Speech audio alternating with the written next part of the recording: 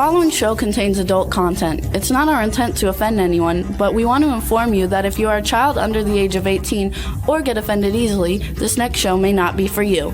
The content, opinions, and subject matter of these shows are solely the choice of your show hosts and their guests, and not those of the Entertainment Network or any affiliated stations.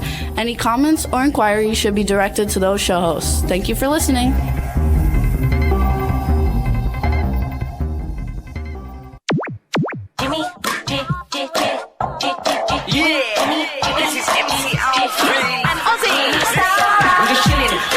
Sitting down and designing, where every man in a thinking, what are we gonna be wearing?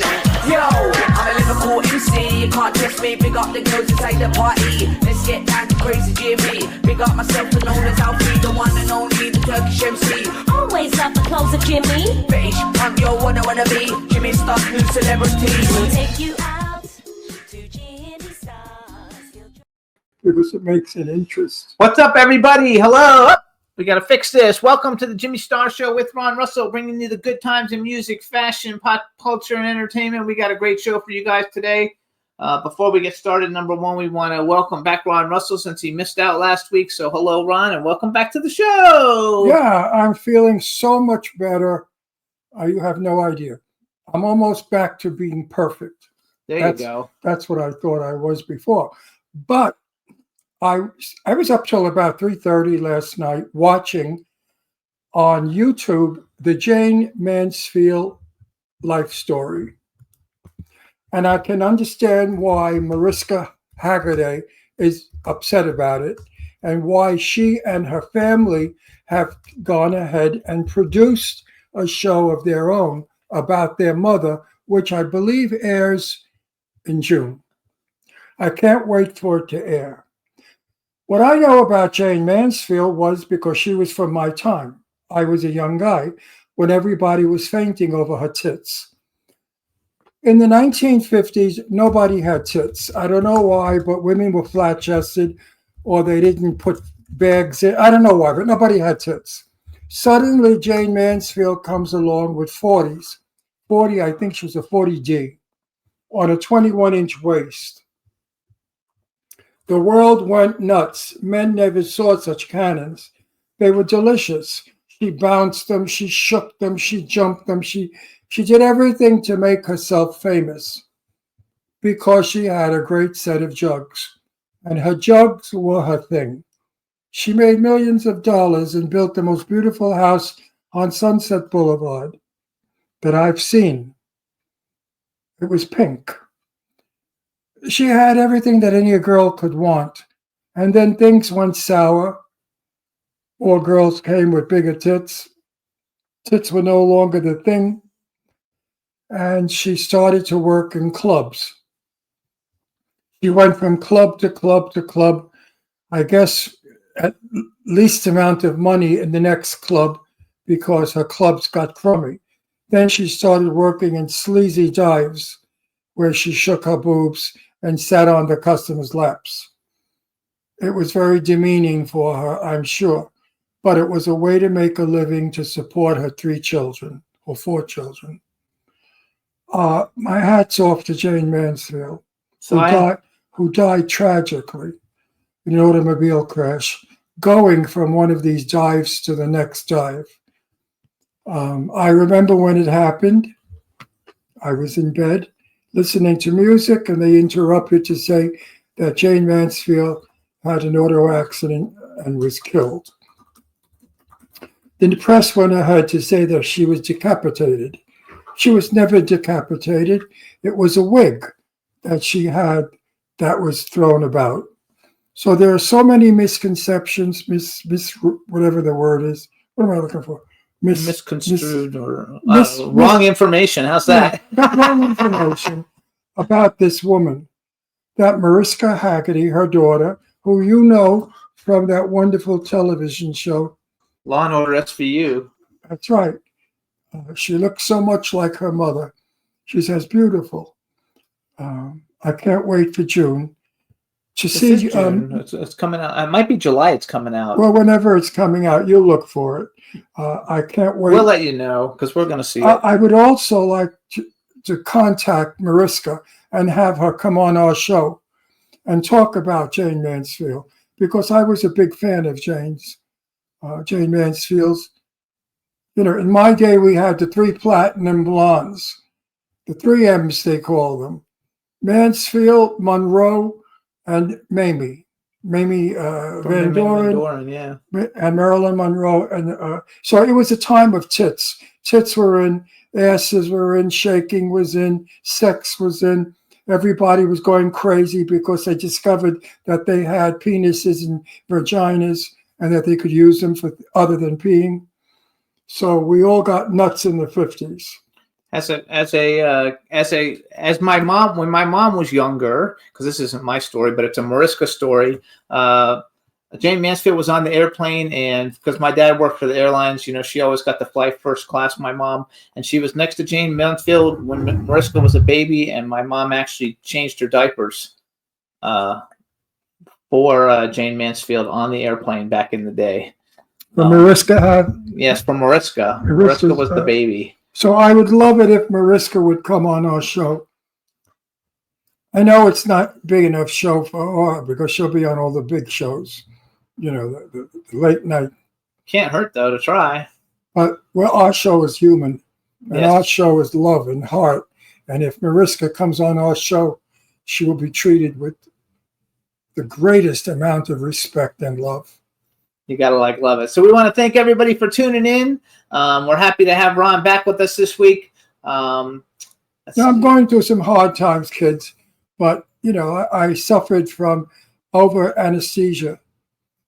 I don't know. And painkillers. And painkillers in the beginning, and now I'm getting better. Yes, he's doing much better. It takes a while. And I'm excited, Jay, to have Melba Moore on our show, because I don't know if you know who she is, you youngies out there, but Melba Moore in the 80s was like up there with all the queens of R&B. She's fabulous. Fabulous singer. I'm so thrilled to have her on and so honored. Can't wait to do her.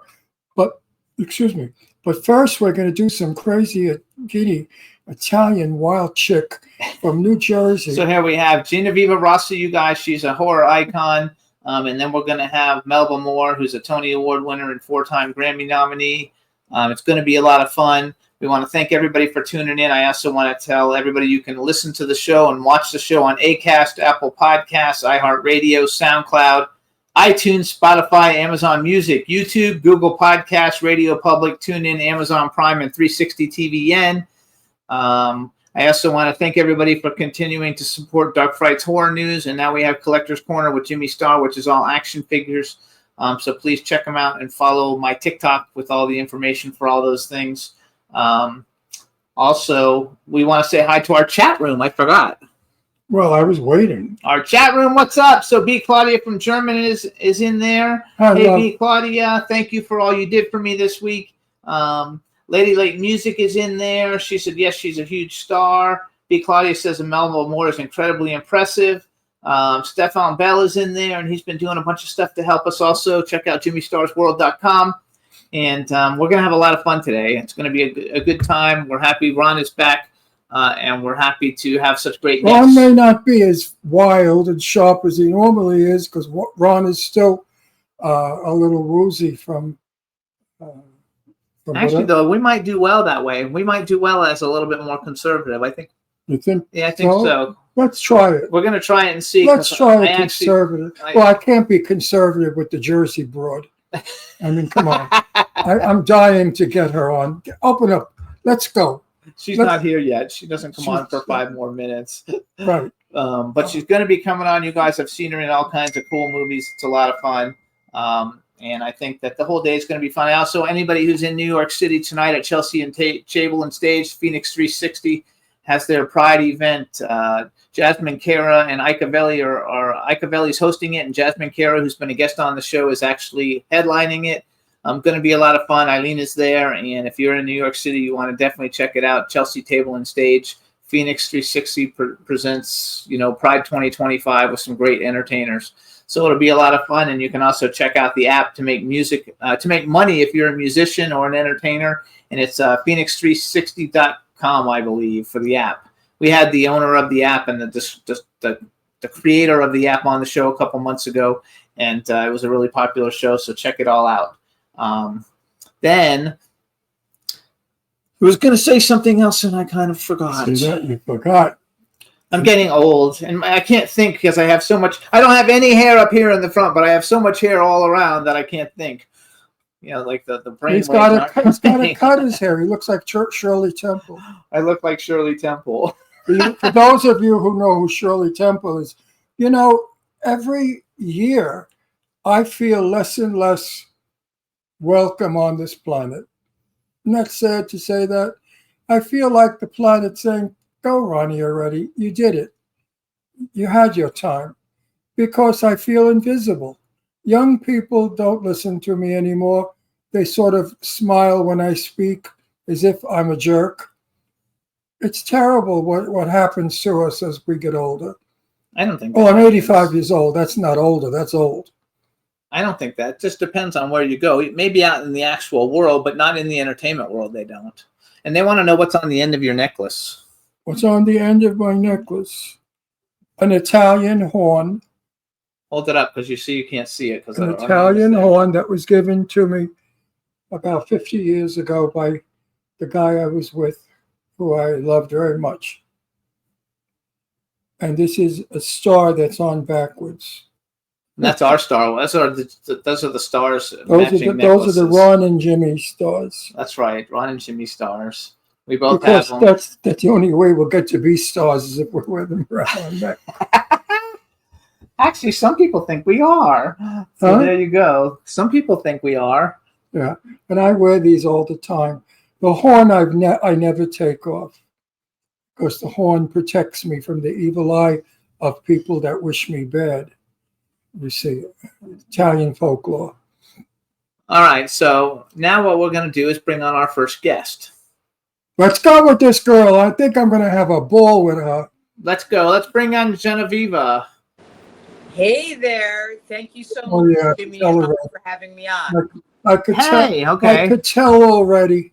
Let's see. Hold on. Let me make sure I have my sound up. We got to make sure we talk loud. Okay. Hey, all right, everybody. Now, say something. Let's just make sure we can hear you. You're deaf?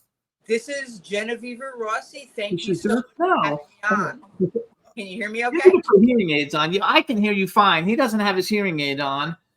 You said to Oh, speak. no. I'm sorry. Poor Ron. No. I thought you were deaf. You know, being from New Jersey. I don't know if she's from New Jersey, though. And working in film in Brooklyn, you go deaf. Oh, very cool. I'm from New Jersey originally. Yeah, from New Jersey. Because all the Italians yell when they speak. Okay? That is so true. We talk a little We all bit lose loud. our hearing early because we go deaf from each other. No, Sure, somebody that's an said, Italian trait. no, once I was talking to somebody and they said, "Why are you so angry?" I said, "Angry? I love you. What's angry?" They said, "Well, you're yelling at me." I said, "I'm not yelling at you, you Irish asshole." I said, "I'm Italian, and that's how we speak." I still am not used to it because I'm Irish and we've been married.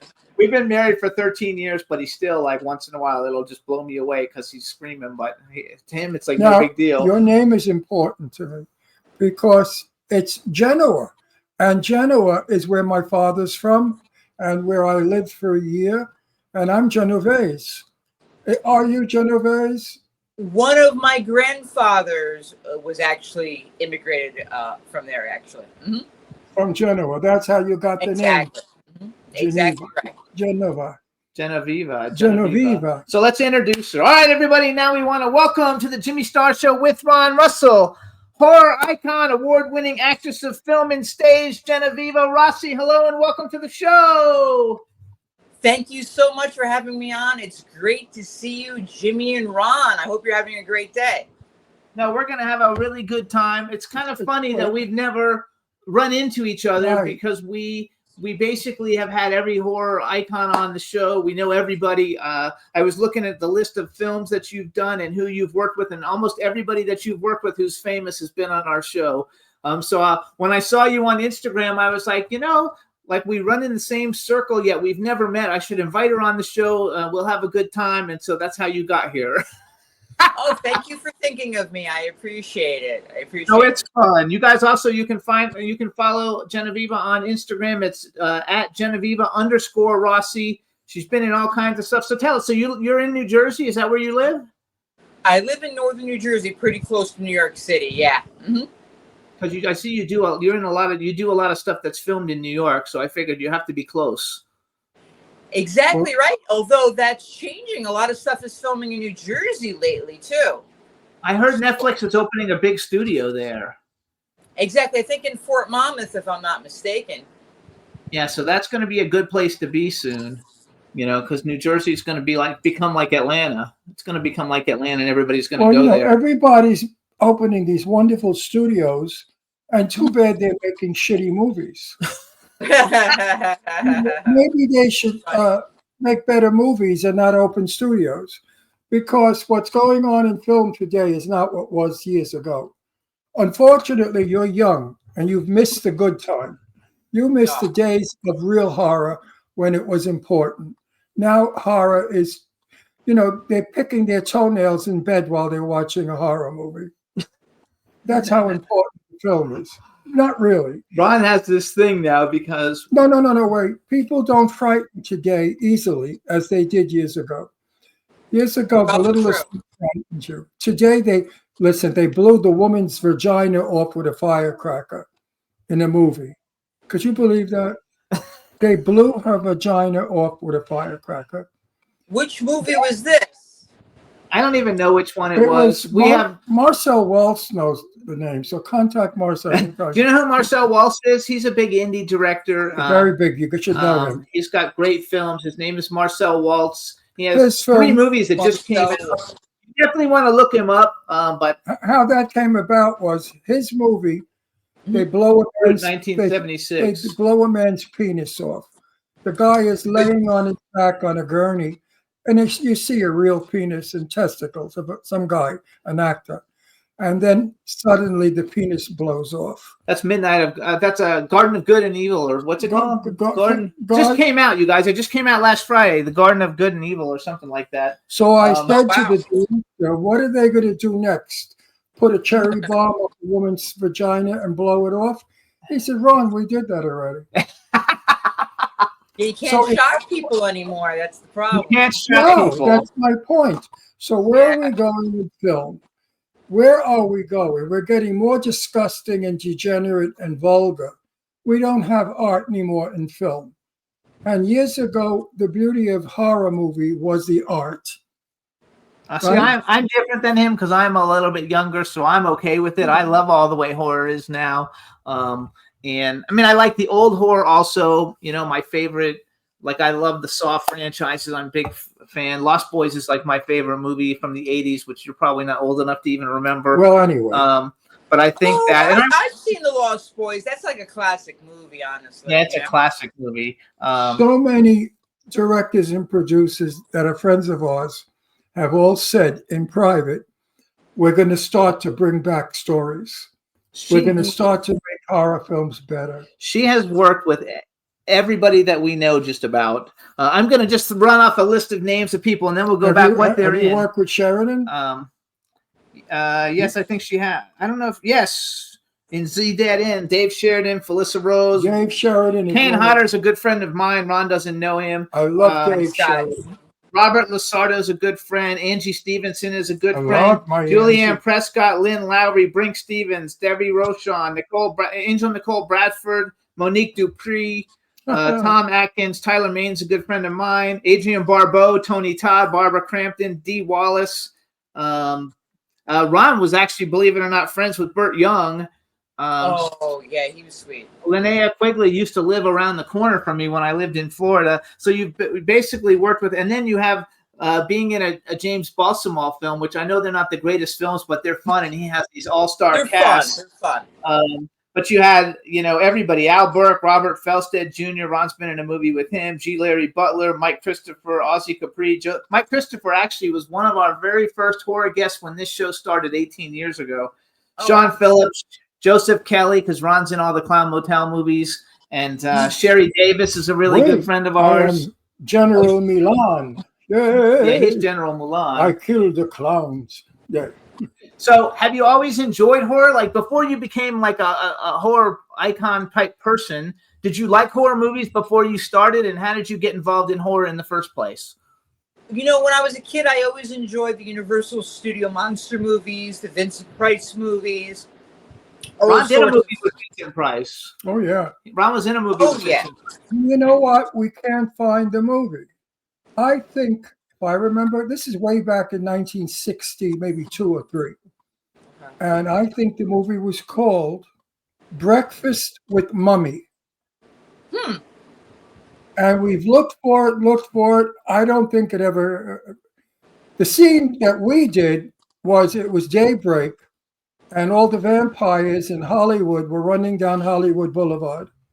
And I was running next to Vincent because we were the same age. And we could run just so much. The kids flew. So at break, we sat on the curb. Could you imagine Vincent Price and I sat on the curb on Hollywood Boulevard? And we were bullshitting, and he was the sweetest, the most charming, delicious man you ever want to meet. Far, far from a horror. The furthest thing from a great actor. Pleasure to know. So actually, we totally like went off on a tangent there because I totally like interrupted you. But No, only you like be- all those old movies, which is cool. I like that too. Only because if I have Oh, yeah, information sure. to give, if I have information to give of years ago, I give it. Because people out there, young ones, want to know. They're hungry for it. They love my stories. They all say to me, Ron, who else? What else? So that was a little Vincent Price. So wait, what are some of your favorite horror movies that kind of influenced you to approach this? And how did you get into horror? What was your first horror movie? That's a good question. Well, you know, every movie I've seen, like a lot of Linnea Quigley movies for sure, Brink Stevens movies, Deborah Rashawn movies, all influenced me as a young person as well. Love Night of the Demons. I just rewatched that recently. And then my first horror movie was Jacko Slasher, which we filmed in Long Island. My friend Jennifer Valdez directed that. And it's a pretty funny movie. It's about Satanists, like creating this monster that goes out there and kills for them.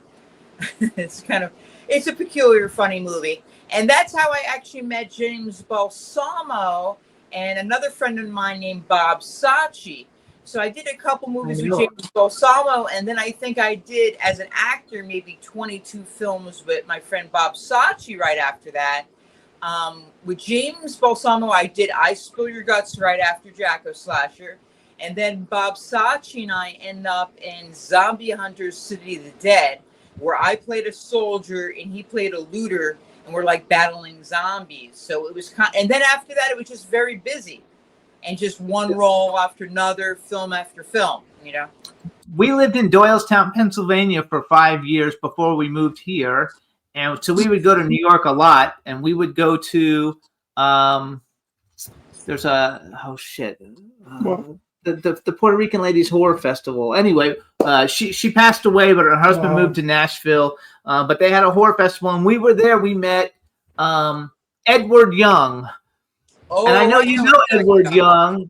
Ron and Edward Young hit it off really big time. And I'm pretty sure I saw on IMDb you're in some Edward Young movie that he's in. And Ron loves Edward Young. All right. Ed and I are the best of friends. We're buddies. Blood He's buddies. a big guy. I think Edward X. Young and I must be in at least 20 or 30 movies together, including the movie I directed, wrote, and starred in, Attack of the Killer Chickens, the movie. Ed and I both star in that. I'm going to yell at you about that. So Attack of the Chicken Mill, I went all over the place looking for the trailer that we could play the trailer for that since it won awards and it's a fun movie and stuff like that. Do you know Kadrosha Ono Carole? Kadrosha Ono Carole. She's the queen of the With a name like that, you'd have to remember. Because I thought I saw her promoting, I thought, Attack of the Chickens one time. But actually I wrote it down, Attack of the Chickens, and you have a good cast. David Naughton's American Werewolf in London, and he's also the Dr. Pepper guy, which I've met him, but I'm not friends with him. Brendan Fletcher, Lloyd Kaufman, who was one of our very first guests on this show 18 years ago, Artie he's great. Pascal, John Dugan, and Edward X. Young. And so tell us what that is, because I didn't know that that was your film and that you did it. And can people see it? Because like I read all the reviews. It's on Amazon, and it's also on Troma's channel. You know, Lloyd Kaufman of Troma has his own channel that you can subscribe to. And then you can watch Attack of the Killer Chickens, the movie, and all these other great movies of a very similar silly horror genre. And it's also on Amazon. So you can look it up on Amazon. It's Attack of the Killer Chickens, the movie. It's a feature film. And yeah, and we got a great cast. We also have my friend Artie Pasquale, who was in Sopranos, is in it. John Dugan from Texas Chainsaw Massacre. We have Brendan Fletcher, who was in Violent Night, that came out a couple years ago, which was like a Christmas movie. What else? And then David Norton, of course, from American Werewolf in London. My Sister Sam, the Dr. Pepper guy. And he actually had a big hit song in the 70s called Making It. So. Oh, did he really? Yeah, you can look it up online, Making It. Yeah. I think I remember that, actually. I think I do remember that. I met him at a convention one time at Spooky Empire. He was very, very nice. But I've never had a great guy. Very handsome, very sweet, very nice. I've never had him on the show, but we should have him on the show. I think it would be fun. You also did, and so I have the trailer for this, and this is not a great movie. I love James Balsamo because he has fun. And he brings on all these famous people, you know, to do cameos in his movie. And we actually met him at a convention when we lived in Pennsylvania, and it ends up that we both live out here. But that's how we first met him, with his one of his movies. I forgot what it was called. But he's a really nice guy, and he's at all the premieres. Every time we go to a red carpet premiere, which we go to a lot of them, he's usually there on the red carpet. And he's like the king of selfies. He likes to, instead of getting, you know, posed pictures, he likes to do selfies with big groups of people. But he's a really, really nice guy, and I think he's got like 500 movies or something like out. You know, he makes like 1 million movies a year. He really does. He really does. And he's a great guy. He's a funny guy. All of his movies are hilarious. I've been in a bunch. It's almost hard to keep track of all of them, honestly. Yes. Another film I saw that you have a role in was, so I was very friendly with Herschel Gordon Lewis. When I lived in Florida, he lived in Florida. And the last film he did starred Brooke McCarter from The Lost Boys. And Brooke McCarter was a very, very good friend of mine. And he was a really cool guy. So how did you get involved in a Herschel Gordon Lewis movie? The name of the movie was Blood Mania. Exactly. And the full name is actually Herschel Gordon Lewis's Blood Mania, which might seem a little redundant, but and that's available on Amazon as well. And we filmed that out in Calgary, Canada, and I got into that through his producer, James Sato. Not the James Sato that was in Teenage Mutant Ninja Turtles, but another one. And they were working on that film, and they brought me out for a role, and it was pretty exciting. It was very cold in Calgary, Canada when we shot, but it was very nice to work with Herschel Gordon Lewis because he is such a legend in the genre, you know? He's a legend in the genre. So our friend, just to give you an idea, our friend Marcel Walsh that we mentioned, he actually did the remake of Herschel Gordon Lewis's Blood Feast, I think it was. You know, Herschel Gordon Lewis, 1963. Wow. Yeah, and he had the permission from Herschel Gordon Lewis to actually do the remake. And Herschel Gordon Lewis has a little cameo in it of Blood Feast, and it's a really good movie. Actually, I have a horror movie little review show, and I just did a review of it the other day on it called Dark Frights Horror News. So it was really fun. But I think that getting into horror is fun, and I know you've done other things besides horror. But I was going down your IMDb with my 6 degrees of separation from us, because like 2 weeks ago or 3 weeks ago, we had Paris Randall on, and now you're going to be in Circus of the Dead too. I know he's the star of the first one, and Bill Oberst Jr. is a very good friend of our show. He's been on a ton of times. So you're working. I love Bill Oberst. Both of them are great. They're both terrific. So I think it's fun. So what's going on with Z Dead End? That movie's been getting made forever. It's got a really A-list cast, that's in it. I'm surprised at the A-list cast, and except for that, it hasn't come out. Is it finished? Do you know? Do you even know? I don't really know. I know they've shot an awful lot of it. but I'm not sure. It's funny sometimes as an actor how long it can take from the time we shoot a movie to the time it comes out and all the hurdles along the way. So I'm not honestly sure what's going on with that. In fact, nobody's mentioned it to me in a long time. But it's always like when you least suspect it, that's when the film comes out. And like I said, even like big budget movies, like when I did Zack Snyder's Army of the Dead a few years ago, that took years to come out, and that was like a $70 million Netflix movie with some really big names in it, and it was like surprising. But sometimes I guess they run into some snags, and then sometimes I guess they're waiting for the perfect time to release it, perhaps. Yeah, I never know why it is, because Ron did a movie called Big Freaking Rat, and he did it like 5 years ago, but it literally just came out like 2 weeks ago. Yeah, that happens all the time. It's like, so I don't like to put a lot of attachment as to when it's going to come out, because you just never really know. It could be like in a couple months. It could be like you said, in 5 years easily.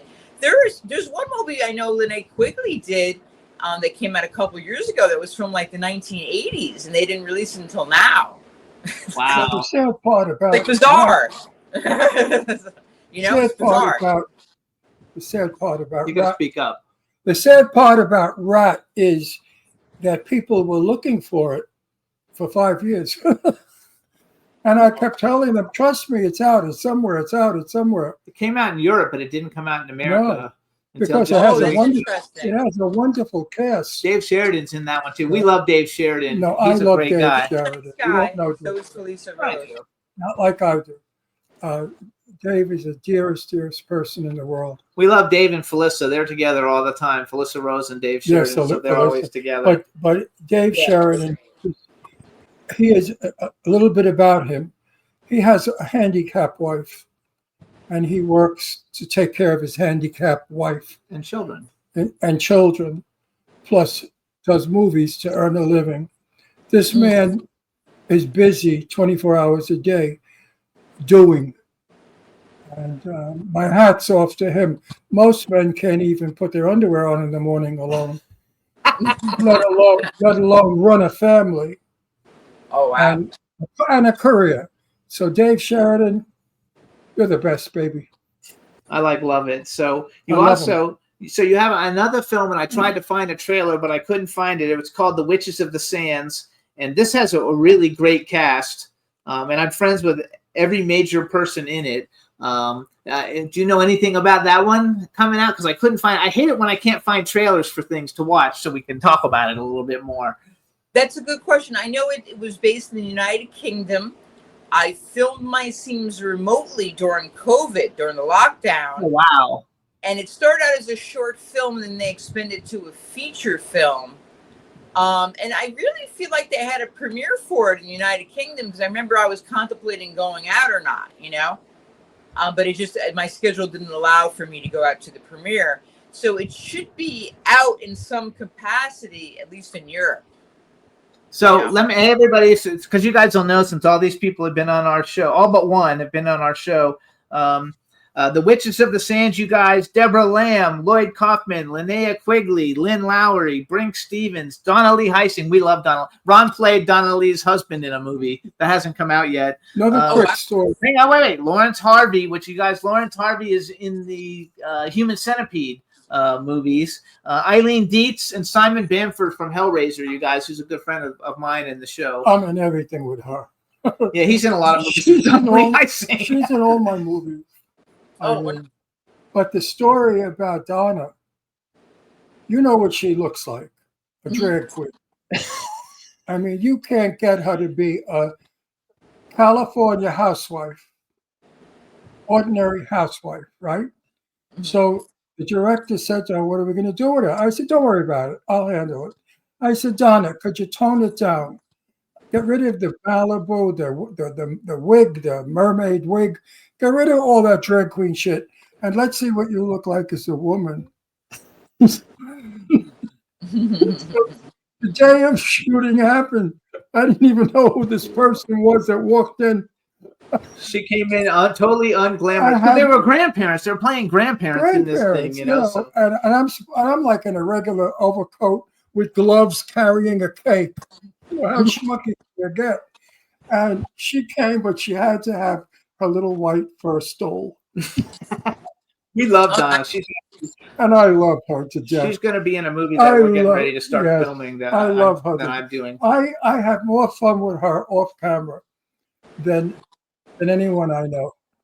She's a lovely person.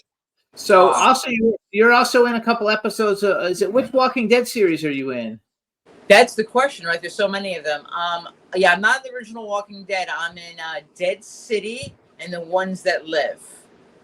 Okay, And so it's hard to recognize me. People can check out pictures of me on my Instagram and my social media, but I'm actually a walker in quite a few episodes. So I love it. So when The Walking Dead first came out, we had a whole bunch of people, come on. Nobody even knew what The Walking Dead was. Nope. It had only been on TV for about 6 weeks, and it hadn't taken off yet. And we literally had like almost everybody in the cast, come on the show at the very beginning. And wow.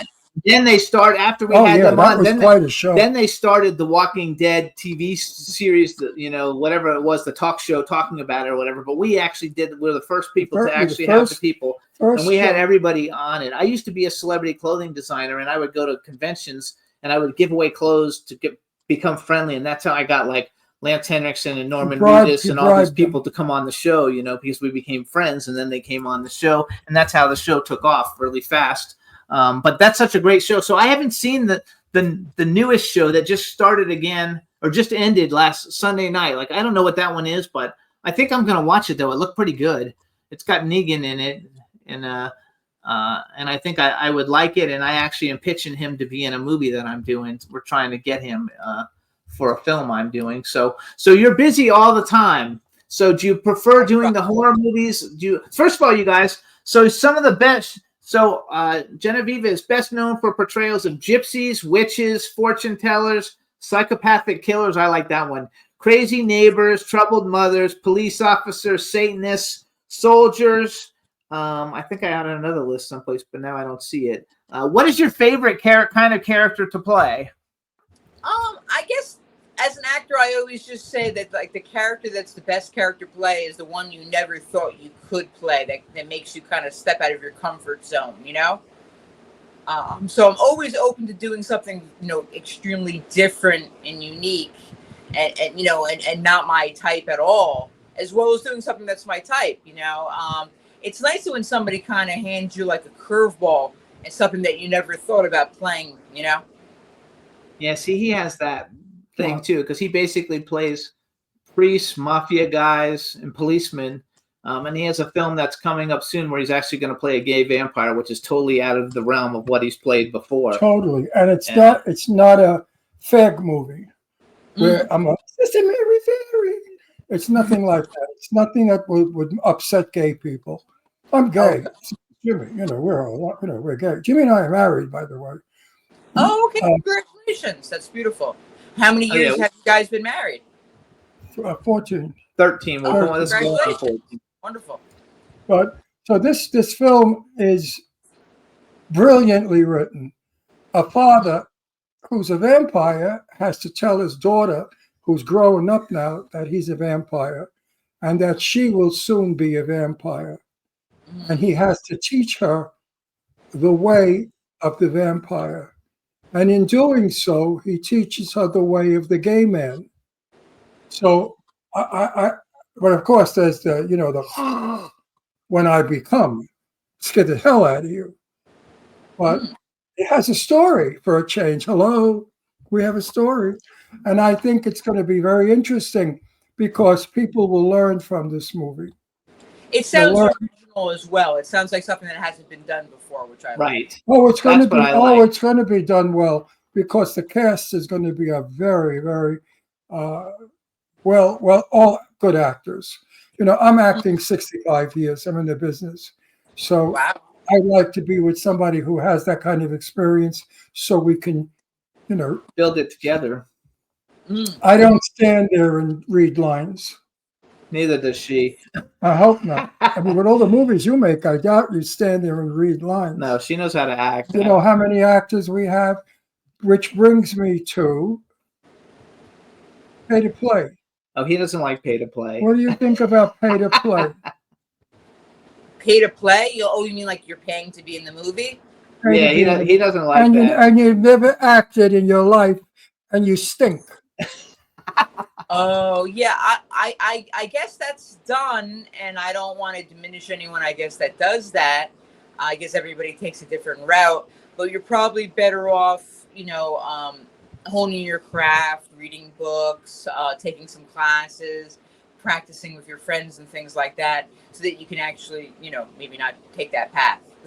Yes. We go to a lot of premieres of Indiegogo films that are where they raise the money from Indiegogo, and obviously the lead people don't pay. But then, like we went to one movie, and it was really a great movie. It was called Night of the Tommy Knocker, starred Richard Grieco, and had 5 or 6 really well-known people in it. But then during the movie, and it's a good movie even with all this stuff, and we're very good friends with the people who did it. But in the movie, there's like 100 like one-liners that didn't need to be there. The only reason they're in there is because everybody paid money to be in the movie, so they had to have a line, So you have all these people putting in lines that have nothing to do with it. So you suddenly you see these monsters coming out of a cave, and then someone says, "Oh, look, monsters are coming."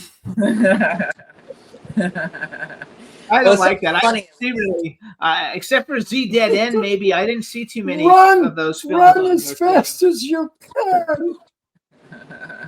So here's a question I like to ask actors and actresses, and it doesn't have to be horror. Or maybe we'll make it a 2-part. If you could have ever been in any movie that's ever been made, give me a non-horror movie that you would like to have been in, and it can be an old movie, a new movie, and then do the same thing with horror. If you could have ever been in any horror movie. And then the second part that you can be thinking about when you answered it is like a bucket list. You've already been in movies with the biggest horror movie people, but bucket list, male and female actor that you think would be great to work with, and they could be living or dead.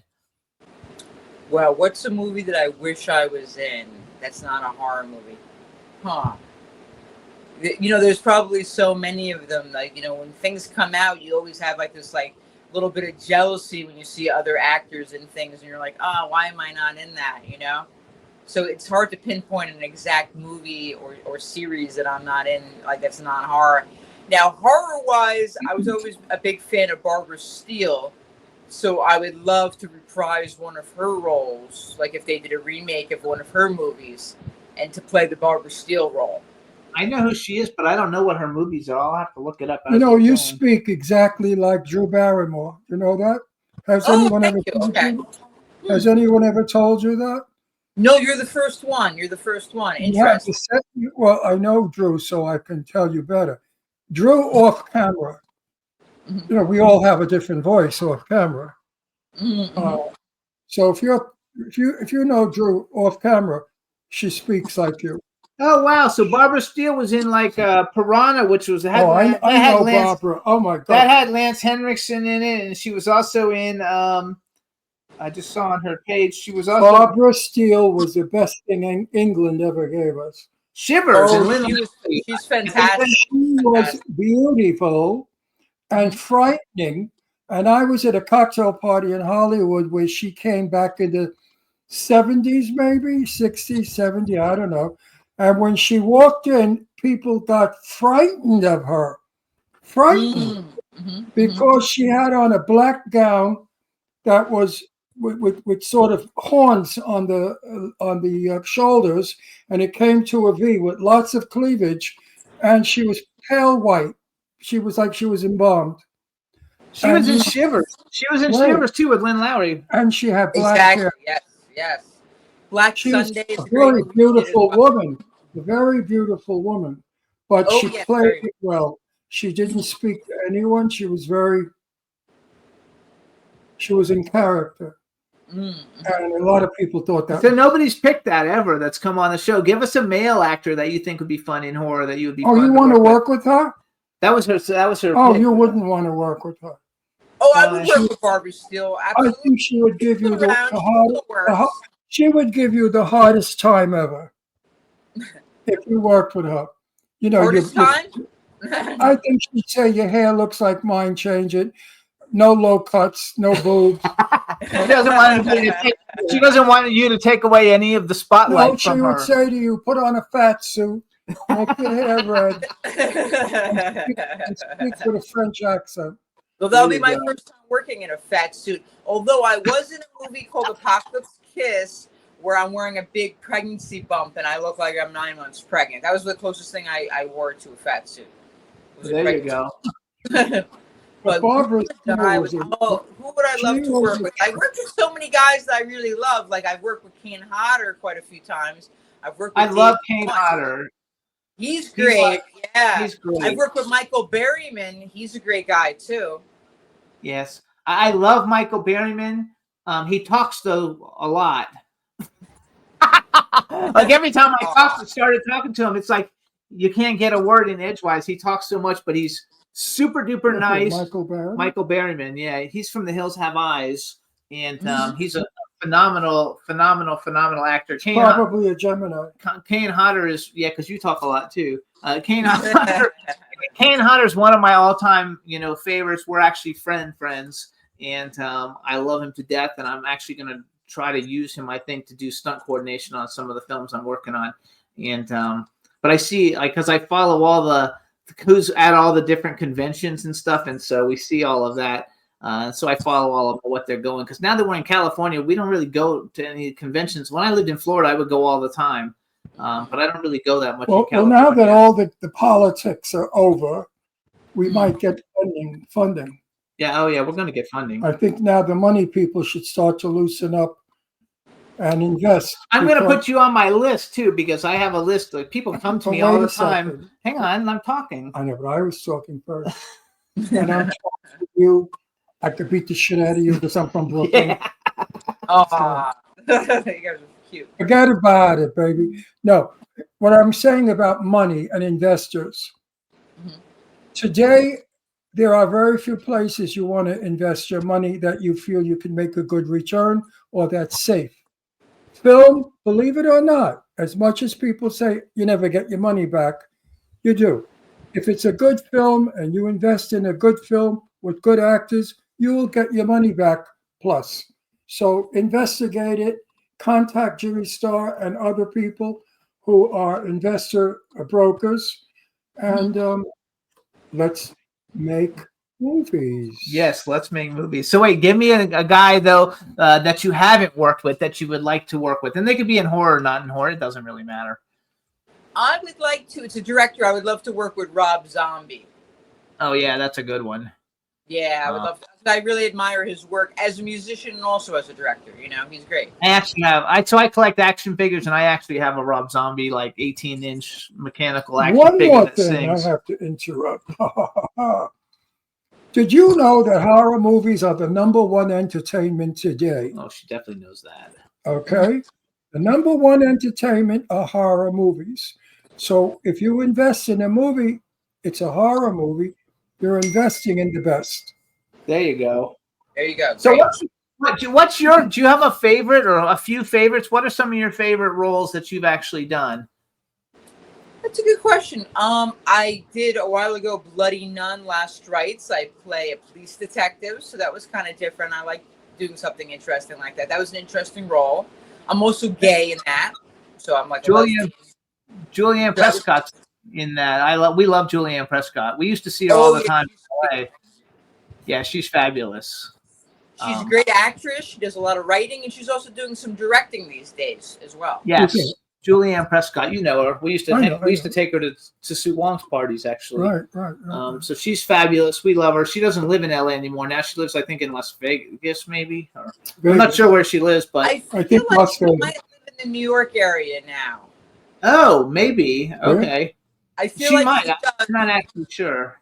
It seems like on her social media that's where she's usually at, and that's where he filmed the Bloody Nun. The scenes that I filmed with them were actually in Brooklyn, at a great studio in Brooklyn, New York. So I got the impression she's a little more local now, unless she just bounces around a lot, like a lot of actors do. She might bounce around a lot, but we haven't seen her in a very long. We haven't seen her since the middle of COVID. In a very long time. But I mean, we haven't seen her since the last party that we went to at Sue Wong's, which was years ago. So So it's been quite a long time. But I follow her on social media. We're Facebook friends. So we see all the stuff she's doing, and she's a great little. She turns out, great little indie movies, and she does lots of them. So good for her. I'm always happy when people are doing well and succeeding. So how many films have you directed? At this point, I've only directed one short film and one feature. So I did a short of Attack of the Killer Chickens that went to like maybe 50 film festivals and won a bunch of awards. And then I got an executive producer to fund the feature. And then I did the feature, which is on Amazon and on the Trauma channel. But at this point, I haven't directed anything since then, but I'm open to the possibility down the road, sure, of either doing another short film or feature. Did you write Attack of the Killer Chickens also, or you just directed it? I don't need to say just wrote it, I directed, and I star in it with an ensemble cast. So it was a big undertaking. A lot of work. And how long did it take you from filming to distribution? How long of a process was that? That took a while because we had a big interruption because of the COVID pandemic. Yeah, that messed everything up. Yeah, if that hadn't happened, because we hadn't 100% finished filming the movie, and we didn't, potentially want to risk anybody's life or health. So we waited until things were, relatively safe before we resumed filming, and then that, obviously made us run into a lot of extra time, unfortunately. So now for the Snoops, I call them. Are you married? I don't talk too much about my personal life, but I do have a significant other. There you go. Good for you. That's all we need to do. We like to know that too. And is your significant other in entertainment or totally something different? He's involved in entertainment, but in a different capacity. That's kind of how we are. He's the actor and I'm the producer. I produce a lot of stuff. He acts in a lot of stuff. He's got it's the funding comes through. I have like 8 movies. It's dangerous. It's dangerous being married to someone in the business. Very dangerous. You have to be careful. Be sure-footed, because you can slip up. You can make a mistake and screw your marriage up. Oh, okay. Mm-hmm. Oh, we've come close to it, where I have gotten out of the car and started walking, and he was driving alongside me saying, "Oh, don't be stupid, get in the car." That's the Italian thing. I was going to go to the first lawyer I saw, I was going to go to and divorce him. No, really, you could have bitter fights when you're in the business. Very bitter fights. We don't ever argue about anything except for entertainment stuff. We get along beautifully with life. In our life, we never fight. That's you're passionate about it. Yes, we're passionate about it. No, it's because he's stupid about it. A lot of things he does, I think, are ridiculous. And he right away, Jimmy is a know-it-all. Jimmy is a man that can do 50 things at once and do them all perfectly, not make one mistake. Jimmy is a multi-talented man. These people trip over themselves a lot because they have too much going on at once. They don't know what the hell they're doing. I'm going to agree to disagree, but I do a lot of things. I have several. So I'm a publicist for my everyday job to make sure that we are eating. And then we have this show. Plus I have the 2 other podcasts. I have a book getting ready to come out. And then I produce movies, and we have 3 movies out right now. And I have 9 movies in development, 3 movies that I got an LOI for funding for, and 1 movie that's about to get funded, and 1 movie I need 600 grand. We're pushing our movies, which we should, so we make some money. Wow. Thank you. I have 5 movies out. I don't know how many movies. I have 4 or 5 movies out. Some I have cameos in because I do a lot of those now because I don't want to work, to go away to work. I'm 85 years old, so I've sort of semi-retired. Mm-hmm. But I have 1 movie that I really will encourage you to see. And that's, it sounds stupid, but you'll enjoy it. What's it called? Clown Motel 3, is that the one? No, that 3 is not out yet. Yeah, Clown Motel 2 that got out and then they got put back, so they're going to release it again. Clown Motel 3 is coming out. Well, the premiere's in October, and he has The Beast Inside. That's out now. Although it was bombed, and made fun of, I consider it as good as The Killer Clowns from Outer Space. Oh, he loves Oh, that that's a movie. great movie. Okay. Okay, it has that quality about it. It is so fabulous that you'll love it because it's not the traditional horror movie. Now he has some fun ones. I have some very good So horror. I have a list. Once people have come on the show and I met them and they're not assholes, that I put together. And because all the indie people come to me, they know I know a lot of people for casting for their films of people. So if it's okay with you, I'm going to put you on my list of people that I know that I can get in touch with directly in case anybody's looking for actors and stuff. I don't get paid to do it or anything. I just do it to help And people. I think it would be fun work because I think it'd be fun. I think it'd be a lot of fun. I to work think with. she's I have my interesting. email. I think you're very interesting. Yes. You're very interesting as an actress, and I Thank think I'd like to explore the different sides of you. Yeah, I think that you could be a At work. lot of fun. I think people would like you. I'm one of those actors. Everybody likes you. I noticed on, I don't know if that was on Instagram or someplace recently, you were like in the UK, I think, signing autographs. Do you have an agent that like books you in those? I have a couple booking agents that book me, and then sometimes people come to directly to me, and I book it too. So I did one recently in Pennsylvania. That was a lot of fun, and with I think Boneyard Entertainment, and I was there with a bunch of other people that had been like in Terrifier and a lot of really cool movies along those lines, and that was fun. I do guest appearances pretty regularly. One of my best ones was 2017 when I went to the United Kingdom for Birmingham Horror Con. I just posted today, happy birthday to Dwayne Whittaker, who That's why I saw that on your Instagram Yeah. today. I didn't know it was from 2017, but yeah, he's great. he is a great guy, and we had so much fun at that convention.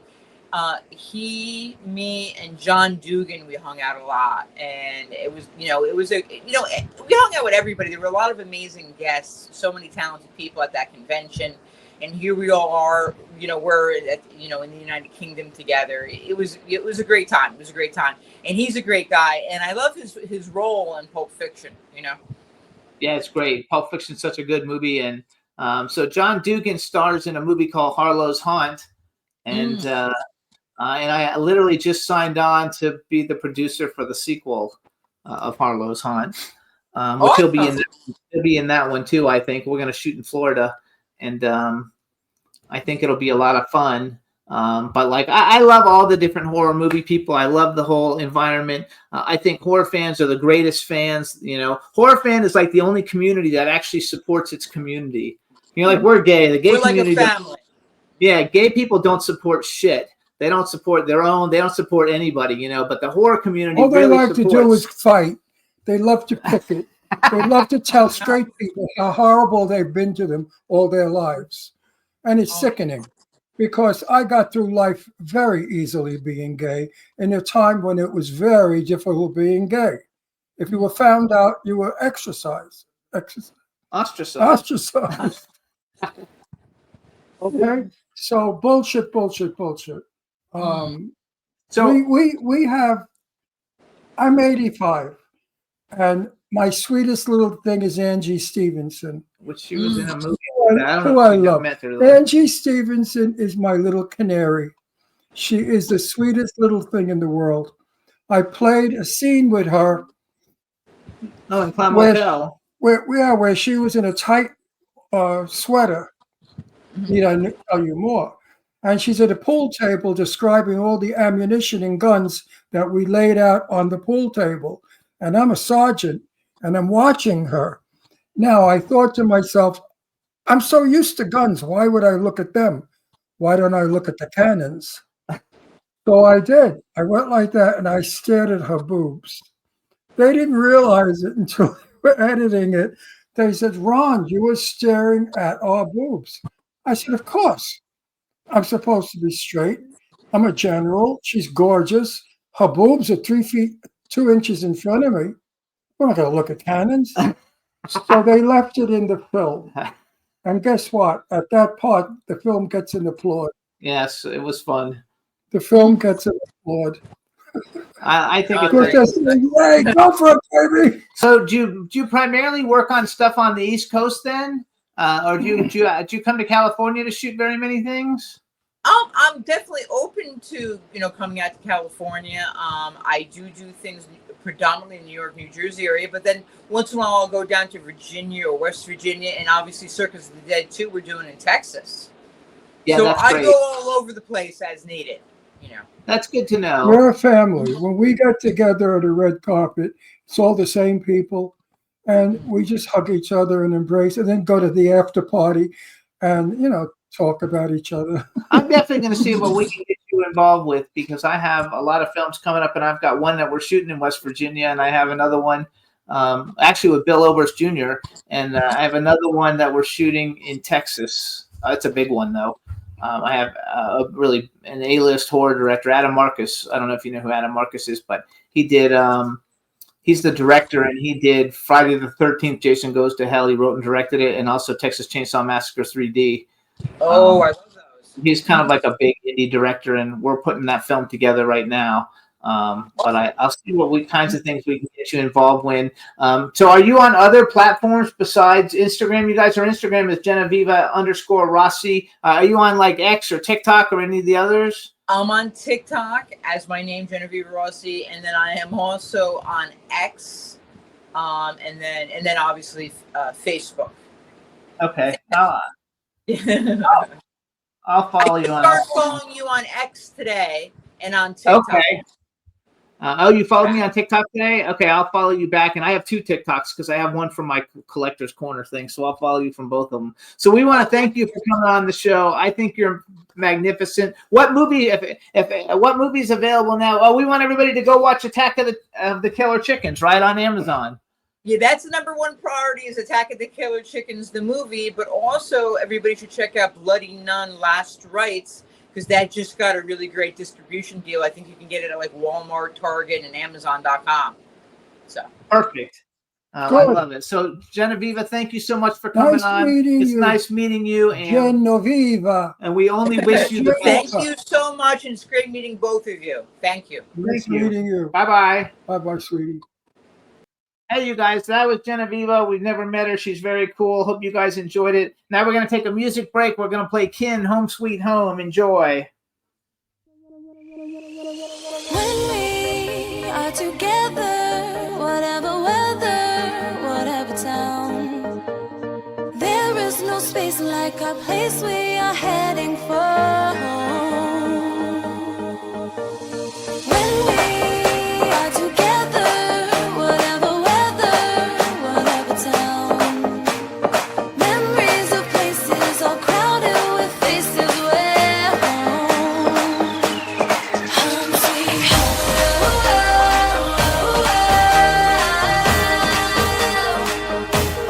home sweet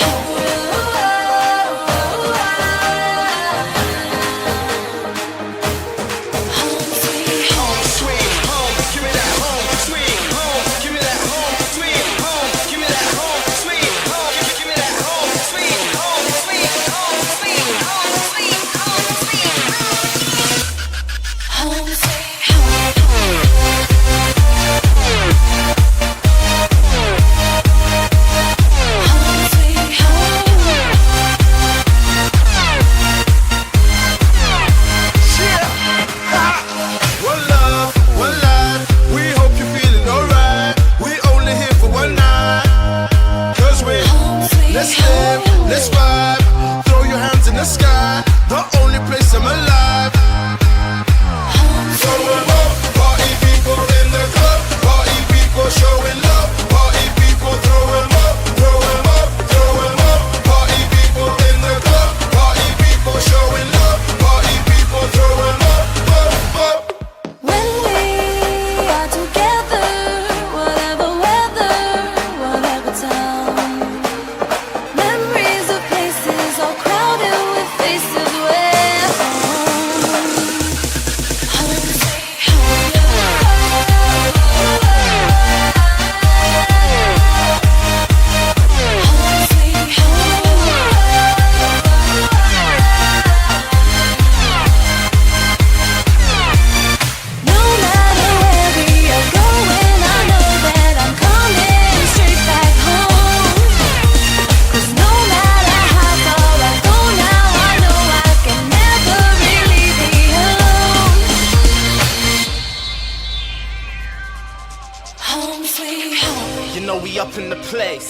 You know we up in the place.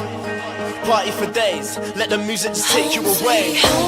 Just give me a taste, lost in the moment, tonight we own it. So let the music just take you away. We going up and away. We going up and away. We going up and away.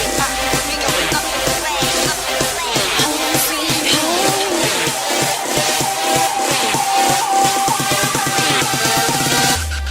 Home sweet home.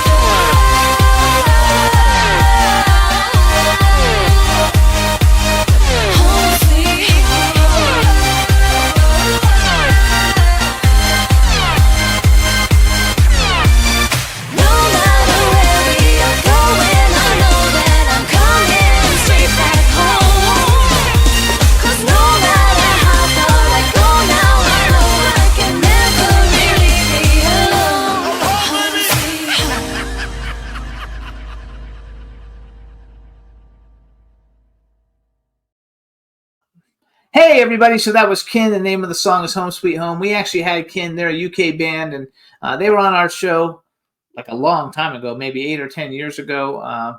But I like the song, and I didn't think we Okay, bring on my Melba. She's not here yet, so we can't bring her on. Melba's not here yet. I am so excited.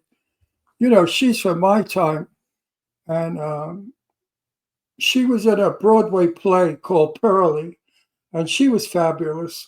I believe she won the Tony for it. Yeah, I think she did. And Melba Moore, I have a package of black women R&B of the 80s who brought together a lot of people I know that were prejudiced, because music doesn't have just one person to love it or want it.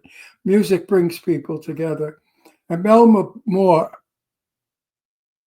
had a lot of hit songs out that brought us together. She won the Tony Award in 1970, B. Claudia said. Yes, she did, for Pearly. And she just did other things. She was just one of them, one of the girls. And the girls consisted of Patti LaBelle, just a whole bunch of wonderful singers. Sister Sledge is probably in there. Sister Sledge, everybody I love. I call them my girls, and she's one of them. So she should be coming on in a few minutes, you guys. Yeah, because she brought color together. There's no such thing as color with Melba Moore. Melba Moore doesn't have a color. She has music, and all of her music belongs to everybody. Yes. And that's why I love the 80s R&B. Oh yeah, she's huge. Huh? She was huge. She still is huge. She's still doing stuff. She's still performing, you guys. She had new music that just came out in June. My daughter got all excited when she heard Melba Moore was coming on. She said, "Oh, I love her." She said, "Oh, Daddy, I love Melba Moore. You're so lucky." She definitely, and she's been on every major show possible, every major TV show, and she's still doing TV shows. She's got a big show coming up at 54 Below. I love 54 Below. We went and saw Melinda Doolittle from American Idol there. We've seen a bunch of people at 54 Below. Bunch of people. 54 Below is a wonderful place. Kathy Sledge. Yeah, 54 Below is a wonderful club in New York City, you guys, and it's basically they call it 54 Below because it's underneath where Studio 54 was. And it's a real nightclub, a nightclub like in my day, and I love it. Oh, and it looks like she's here. And it's not a killer expensive place. It looks like she's here. Let's bring her on. Where is my Melba Moore? Hi. Where's my girl? There's my girl. Oh, can you see me? Can you hear me? Yeah. We can see and hear you. You look fabulous. All right, let me do a real introduction since we know we can hear you. Now, you guys, we want to welcome to the Jimmy Star Show with Ron Russell, Tony Award winner, 4-time Grammy nominee, R&B songstress, and icon Melba Moore. Hello and welcome to the show. We're very happy to have you. And I want you to know, I'm sorry. listen to me. Melba, listen to me. Yes. I love you. I have always loved you. I have always loved you. Back in the 80s when you sang, my heart sang with you. I love you, love you, love you. I have to tell you. So, first of all, this is my co-host Ron Russell, And I'm 85 years old, so He's- I'm not lying. He's 85 You're years good old, for your age. and he's just came off having knee surgery. He missed last week because he couldn't do it, and he found out you were coming on the show, and he was like, "If I'm dying, I'm coming on." I'm so happy. She's my Melba. She's one of my girls. Patty LaBelle, my girl. She's one of my girls. Kathy Sledge, who's a personal friend who I love. Oh, yes. You're all my girls of the 80s. And Thank you brought you. us together, really. You did. You made music for everybody, not just for color. You did it. It was wonderful. And not only you, but, oh my God, what was his name of the girl? Oh, I loved them. He misses out on. He forgets things a little. My mind's a little gone. She was beautiful, and he was chic, always Oh, dressed. Ashford and Shipton. Oh my God! Okay, so no, Look at now. Okay. yes, Valerie Simpson. You're you're a part of all that's of that. part of her. That's part of her history. I read online that you started doing recording sessions after a chance meeting with Valerie Simpson. Right. And so that's Ashford and Simpson. You know, you look good. I was a competitive tennis player through college, and I played Solid as a Rock by Ashford and Simpson every time I got on the court. Really, you look good. I know you're 80 years old, and you look good. No, she's not 80. She's 80. No, she's not. Yes, she is. You're not 80? Because that are we? No, we don't have to tell us anything. You don't have to answer No, that wait a question. minute. No. I'm 85. And your music was out when I was in the 1980s. He's not good with numbers either, so don't worry I was going to say you look great for 80. You look great for any age you are. How's that? But anyway, That's a little better. I saw you in Hurley, Yes. and I fell in love with you. I fell in love with your character. And when we walked out of the theater, I said to the people I was with, if she doesn't get the Tony, I'm going to burn the theater down. Somebody heard me say that. And You're still standing there, so I got the Tony. There you I know that. That's why the theater's still standing. I love it. So how's your life, honey? You having a good It's life? really good. It's super good. Coming back to 54 Below, this is about the fourth time. New projects on the horizon. Well, actually, they're out. I have a new R&B song called "Take a Picture Down" that's going really high on the R&B charts. I have a new dance single that's already very close to #1 called "No Filter." Because I'm returning back to 54 Below, and I think I'm going to be able to take that show on the road as a little touring mini Broadway show. So let's tell everybody I that. hope Wait. so, because we live in Palm Springs. Now, I've gone to that theater many times. 54 Below, we love it. I love it because it's reminiscent of nightclubs of my day. Yes. You know, the olden day nightclubs. We saw, in fact, Well, there were supper clubs. Yes, the old supper clubs. Yes. And it's not The that Waldorf expensive. It's not that expensive where they murder you. You know, it's affordable. Very, very kindly affordable. And we saw Sister Sledge there. She did an evening of Billie Holiday, and she was wonderful. She brought Kathy Sledge, and she brought the house We saw down. Melinda Doolittle from American Lainey Idol. Kazan has played there. Everybody of the great torch singers as well as R&B singers. So Right. you're gonna bring the house down. Thank you. I hope so. Oh no, you will. You will. You hit some of those oldies out. So hang on. So real quick, we have a chat room full of people. They're all very excited that you're here. If you could just say hi to the chat room. Absolutely. Are they going to come in and ask questions or anything? They might ask some questions in here in a minute once we get going. Mostly, we have B. Claudia from Germany. Say hi to B. Claudia. She's literally, yeah, there you go. She's literally in there writing all your stats. You won the Tony in 1970 for Pearl. She's like giving all these stats of everything. But wait, can I ask a question before we go? Have you ever sung with Johnny Mathis? I have not. No, I love Johnny. I was thinking in my head you did years ago. That's his favorite singer is Johnny Mathis. And my favorite person. His because I favorite know person. him. Taste. Yes, he has good taste. He is the best person in the world.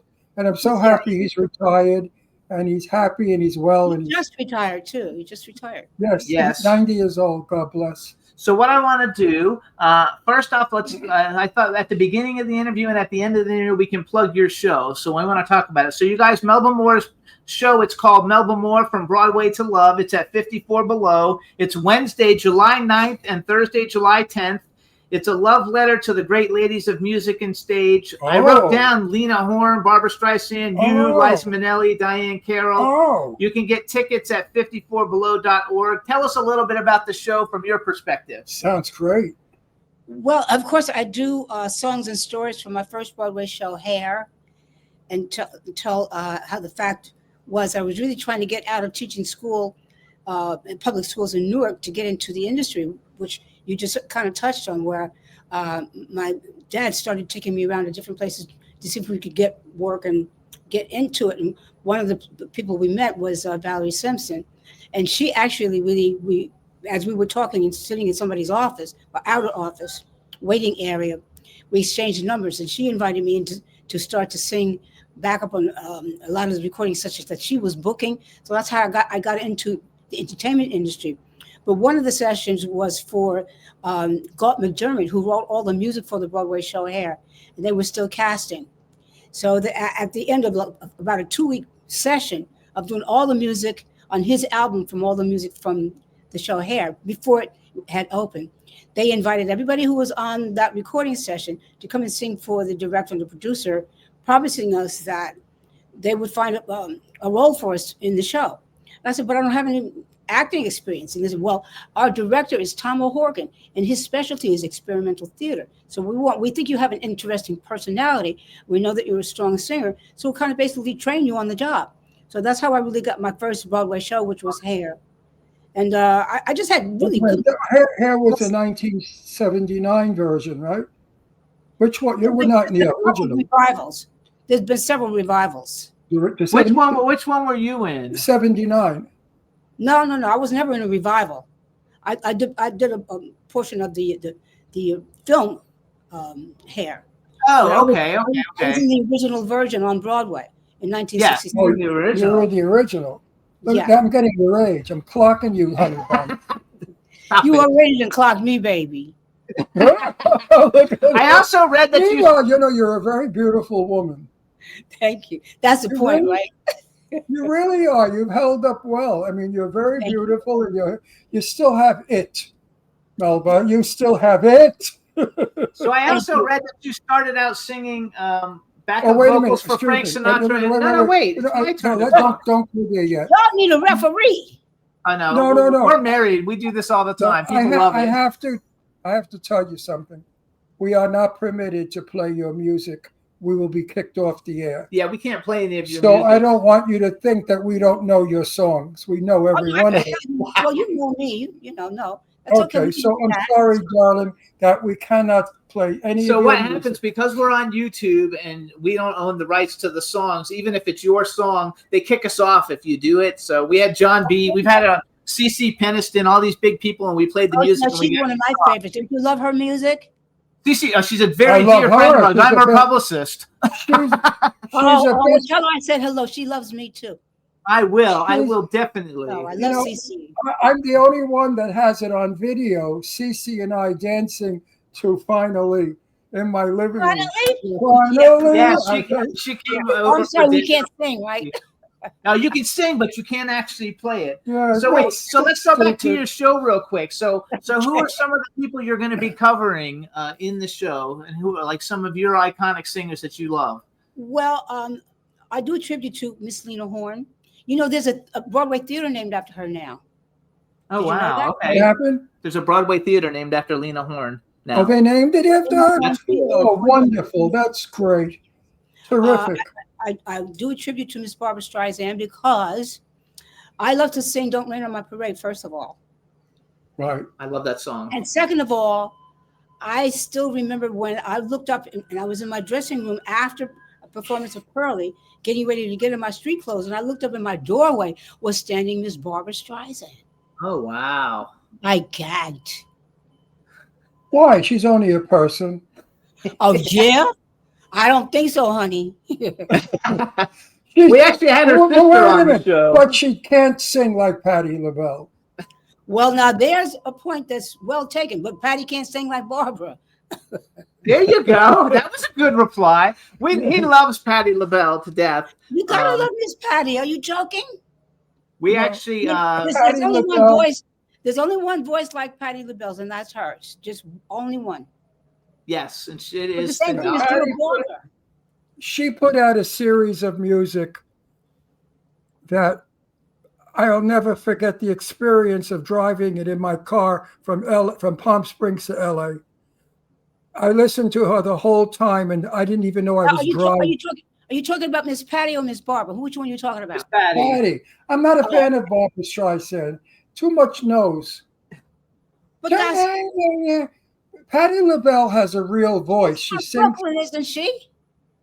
Oh, she's from Brooklyn. Yes. I'm from So's Brooklyn. he. He's from Brooklyn. Well, that's why she sings like that. That was great. But Streisand sings from that big nose. Patti LaBelle, baby doll, when she lets it go, woo! The house comes down, the world opens. Now she could shatter glass for real. Oh no, she's fabulous. I have to do a quick Patti LaBelle story. Okay. We lived in Doylestown next to Newtown.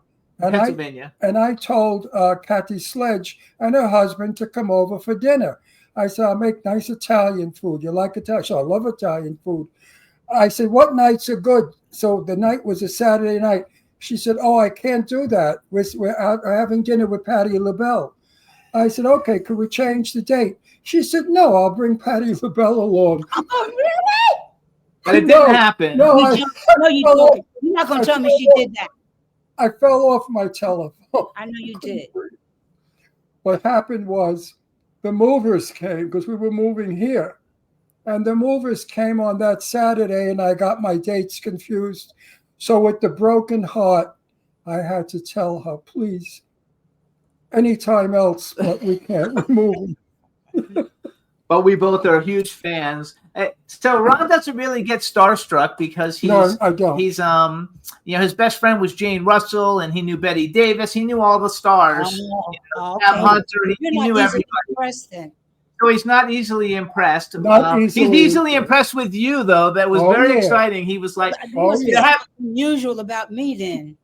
We've been on the air for 18 years with this podcast. We have billions of plays, and there's out of all the hundreds of people, there's maybe like 10 people that he's gotten really, really excited about, and you're one of the 10, and that's out of like probably 1,000 shows.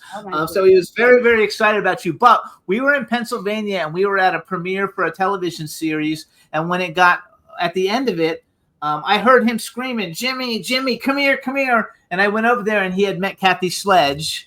And so he was talking to Kathy Sledge, and then we became friends with her other sister, and they played at an event that we did in New York, and we became friends with them. But he was so excited because We Are Family in the gay community is such a big, iconic hit. That's our song. And he was so impressed. We Are Family is the gay song. And we went from I got brothers with me. Oh, brothers. Yep. Because when we were all, hey, Melba, when we were all upside down and didn't know what we were doing, the song came out, and the song put us together. And we began to sing that song at all our events, We Are Family. And that's the idea. We are all family. You're my family. I'm your family. We are humans. We are family. Right. And that song, I think, is the most beautiful song written. The lyrics are wonderful. And the girls are fabulous. Kathy is wonderful. I know Kathy not very well, but our paths cross a lot because of G Nice bringing us through the COVID, bringing a lot of all kinds of music together, and not just kind of categorizing them so that one of the ones just came when it should. Do you do like icons of R&B shows with people like that and stuff, or do you mostly just perform on your own? Like, because that would be a great thing to have you and. No, whatever the opportunity comes, I perform with different people. I'm going to do something with Shirley Jones. You know the Jones Girls? I don't know Shirley Jones. Who? Shirley Jones? I know Shirley Jones from the Partridge Family, Shirley Jones. Not that one. Maybe it's just two different areas. And so one of the great things about America, and especially now that we have internet, there's so many different varieties, and everybody can have their own little lane if they want to. And you can have millions of followers, and somebody else might not know who you are at all, and everything's okay because it's America. Right. But you know what? There's a great revival of people my age again in music. It seems young people suddenly want to know, who are they? What are they? The Jones Girls. Okay, yes. What are they all about? Like you being on this show. Believe it or not, you would think that you would attract all the 70 and 65-year-olds. No. I guarantee when Jimmy finds out, we have a way of doing it. I don't know how they do it, but they find out the ages of people that watch us. The demographic of people who watch us. And I bet you brought a lot of young people in because your name is banging out there. It's come around. That's why it has. It disappeared for a while, but now I hear it around. Your name and a couple of other, and what's the name? The other one, San Francisco. Take me back. Oh my God. Burt Bacharach's girl. Dionne Warwick is banging around. She's coming around the curve. Yeah, we've had her on the show too. And Dionne's my age for sure. I could attest to that. So it seems that a lot of the young people are realizing there's great talent out there that's gotten old. So wait. But wait a minute, it's still available. So we're bringing to them your talent. Unfortunately, we can't play your goddamn music. So hang on. I want to air. I want to, don't. I want to brag a little for you. So you guys, first of all, Melba Moore has, besides having 4 Grammy nominees and being a Tony Award winner, she's been on every major talk show, including ours. Television you guys, show. she was on, listen, and the older people will know these shows. Ed Sullivan Show, Flip Wilson Show, Merv Griffin Show, The Tonight Show, Dick Cavett, Good Morning America a couple of times, Captain Kangaroo. Who else? Calvin. Tim Conway Show, Bobby Vinton Show, American Bandstand. Recently, she's done the Tamron Hall Show, the Sherry Shepherd Show. Now she's on the Jimmy Star Show with Ron Russell. Yeah. A show that really counts because we care. And you guys, some of her hit songs, This Is It, Lean On Me, You Stepped Into My Life, Love's Coming At Ya, Read My Lips, A Little Bit More with Freddie Jackson. I love Freddie Jackson, too. That was like the greatest song ever. Get kicked because you're reading? No, I can't get kicked because I'm reading. My song is. And now she's doing dance music, you guys. She just released. So what's the name of the dance single again? Tell us. The dance single is No Filter, but I also have a new R&B. It's called Soul House. That's a category of dance music. It is. But I also have a beautiful R&B kind of modern tempered song. Tempo song called Take Her Picture Down. So they're in 2 different areas, but they're both out at the same time. That's because the world is an independent music field now, not just a few record companies. So you can do, more than one thing at the same time. Oh no, absolutely. I want to get a little serious for a second. What is your opinion of rap? What part of rap? It's very diverse. All of it. He doesn't like it. I love it. It's another new American art form. It's spoken word. I love it. I think it stinks. Okay. Listen, singing when I was, Frank Sinatra, Vaughn Monroe, voices that held Peggy velvet. Lee. He likes Peggy Lee. Peggy Lee. I adore Peggy Lee. Johnny Mathis, #1 on my list, and I love him as a person because I know him. But everything has to evolve. It can't stay the same. Yes. And usually what happens so the older generation cannot relate to what happened before. They get into their own era, which is good, but new things are going to continue to come along. Let me say this. 1958, the back of a car in Brooklyn with my girlfriend. I liked girls in those days. And stand there just a moment, darling. Let me catch my breath. I've never seen a picture quite so lovely. Now let's speed date it to today. Hey, bitch, I'm gonna beat you if you keep it up like that because I'm Oh, gonna that like. kind of rap? No, I don't like that kind. I could That's vomit. gangster rap. He doesn't All like of it gangster. is, all of it is not like that. You're right. But you know I know what? that he And the doesn't. whole We live in Palm Springs, uh-huh. and I drive a convertible. I was at a traffic light, and a black fella in a car, I think it was a Rolls Royce probably, convertible, pulls alongside me at the light, and he has this song on, and I don't know the lyric, but it was like, "Woman, I'm gonna cut you. I'm gonna get you deep. I'm gonna cut you deep." And I looked at him and I said, "What the hell is that?" He said it was his song. It sounds I like a hate it. threat to me. So he played it loud and he sang along So wait, with it. I want to go with that then. So who are some of the people like if you were sitting around or driving in the car, like what kind of music would you listen to? And are there any contemporary artists today that you think are really like that you enjoy their There are music? tremendous amounts of contemporary artists that I know are excellent and good. I'm trying to think of some of the rap artists that who don't do that kind of filthy music that are really great rap artists. None come to mind right now, but there are many. And I don't have a lot of time to sit around and listen to other people. I'm trying to write another script for my performances, so I don't sit around and listen to other people's music. My daughter has to take who's current and who's relevant, and some people that she thinks that I would like. I would enjoy listening to them. But I can't list the whole people, list of them for you because I don't spend my time doing that. I spend my time trying to pay my rent. Okay. Do you? I love that. You're spending your time doing you, which is terrific. Would you say R&B is one of the greatest musics of our day? What was your question again? I'm sorry. R&B is the greatest music of our day. Miss Aretha Franklin! Oh, I love R&B. Excuse me, Miss Patrick Bell, too. Yes. What sways more? What swings more than R&B? What's groovier? What's more? It's like R&B. When you sing, my favorite song, by the way, you named on the top of the list. I can't say it. Read it. This is it. I don't know. The first song. This is it. This. When you do that song. And the song she did with Ron's daughter's sitting over here saying that all your music is so great and she loves R&B. And the song she did with Freddie Jackson. Do what? Just a little bit more? Yes. You should duet more. I know Melba's music from the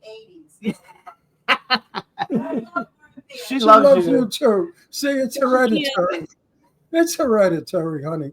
But that song goes lengths.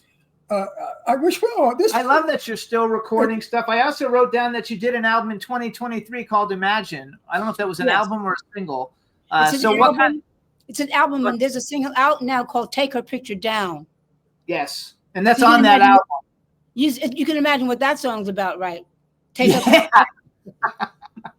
That's good, though. I would suggest everybody listening, please go out, and I don't know how you do it, but somehow you can find her music on the stream it. You guys stream it, download it, purchase it on iTunes. I want you to experience it so you know I'm not crazy.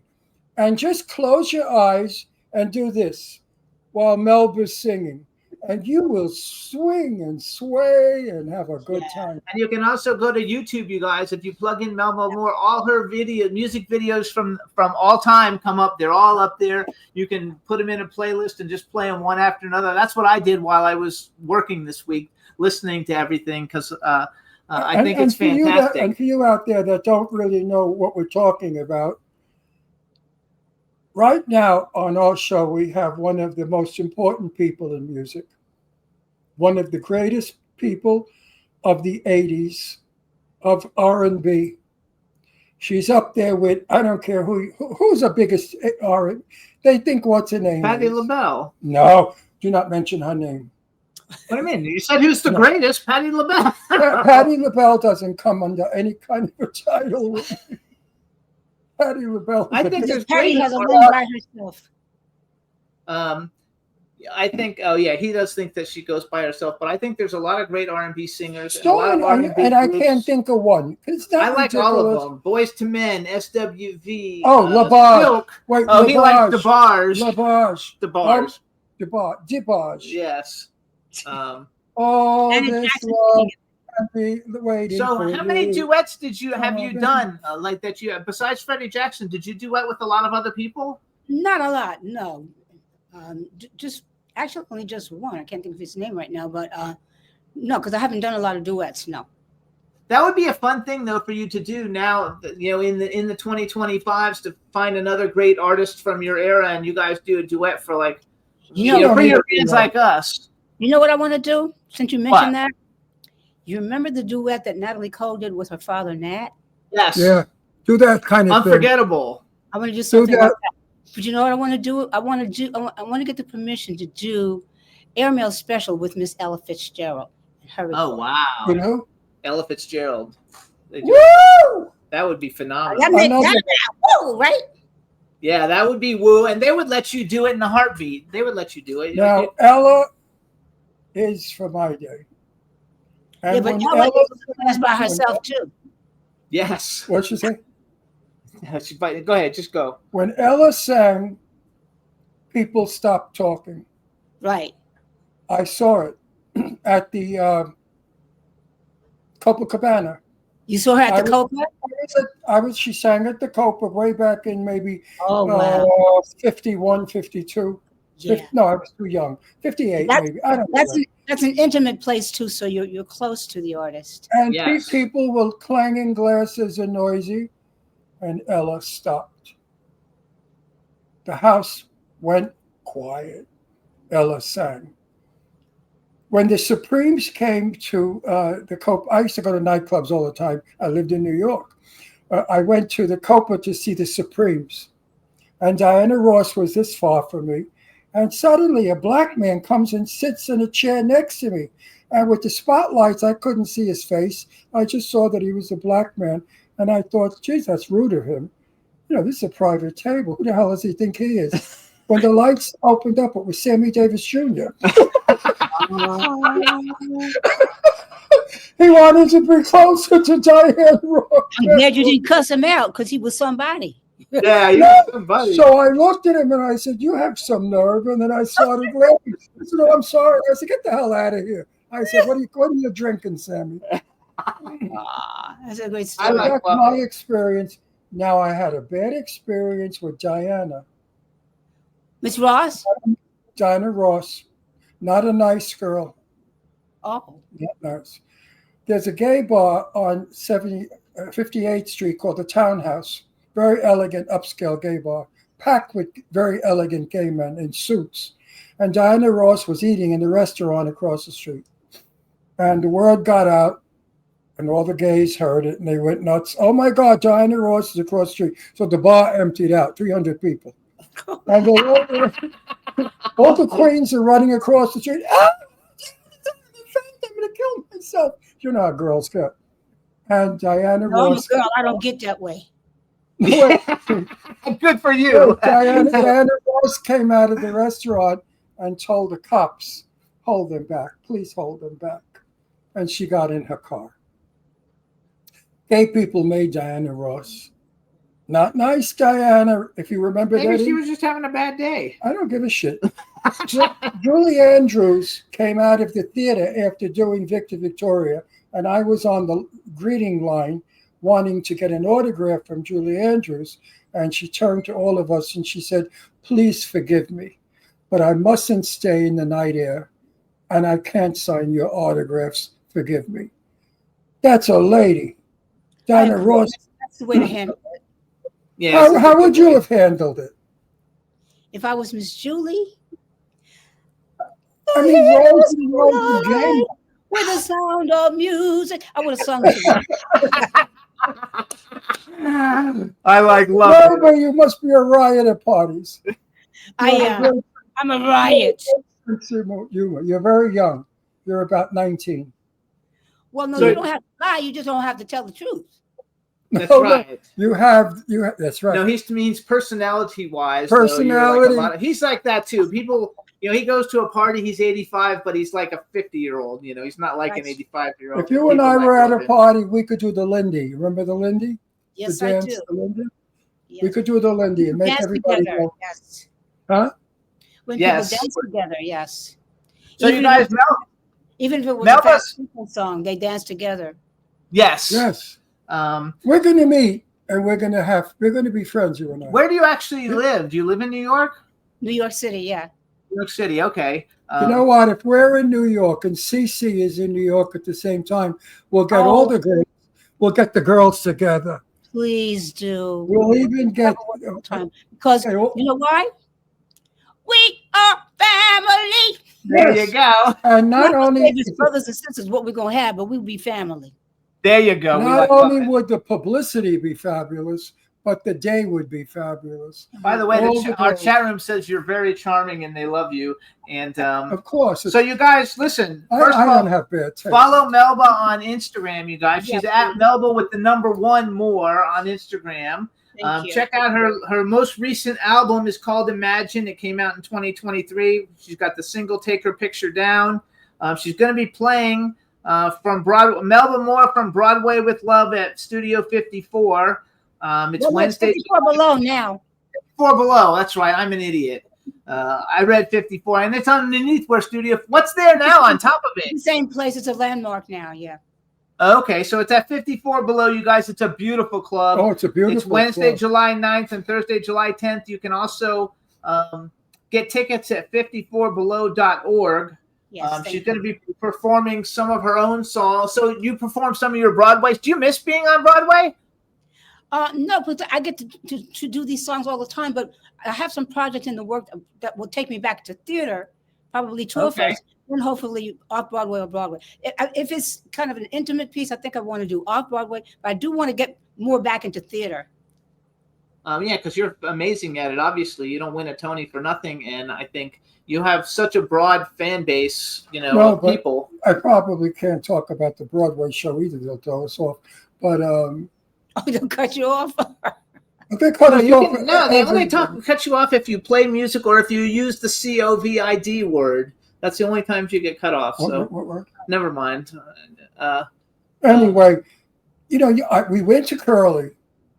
Yes. And sat there, and you say to yourself, what the hell is she going to do? She's a singer. How's she going to hold a show? We all think that when we sit. How's Melba going to do it? Melba's not a Broadway performer. Right. Melba is a singer. She sings by a microphone. She Right. doesn't know how to act. She doesn't know how to work with other people.